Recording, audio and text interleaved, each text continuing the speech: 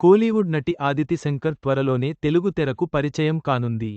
తన మొదటి టాలీవుడ్ సినిమా అనుభవం గురించి ఆమె ఆసక్తికర విషయాలు వెల్లడించింది. మగధీర సినిమా ఆమెపై ఎలాంటి ప్రభావం చూపిందో తెలుసుకుందాం. కోలీవుడ్ బ్యూటీ ఆదితి శంకర్ తెలుగు ప్రేక్షకులను పలకరించేందుకు సిద్ధమైంది. భైరవం మూవీతో టాలీవుడ్ సినీ ప్రియులను మెప్పించనుంది.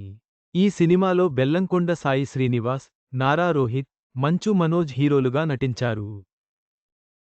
ఈ చిత్రంలో ఆదితితో పాటు ఆనంది, దివ్య పిళ్ళై కూడా హీరోయిన్లుగా కనిపించనున్నారు. ఇటీవల ట్రైలర్ లాంచ్ ఈవెంట్కు హాజరైన ఆదితి శంకర్ తన స్టెప్పులతో వేదికపై అలరించింది.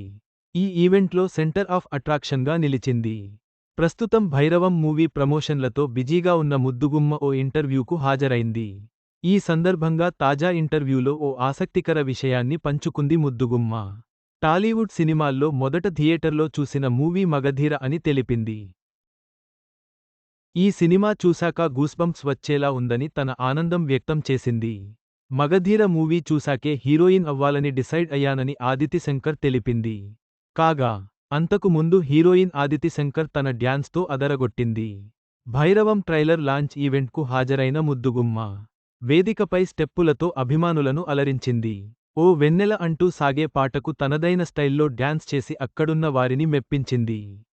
ఈ వీడియో సోషల్ మీడియాలో తెగ వైరలైన సంగతి తెలిసిందే. మొత్తం మీద ఆదితి శంకర్ యొక్క టాలీవుడ్ ప్రయాణం ఆసక్తికరంగా ఉంది.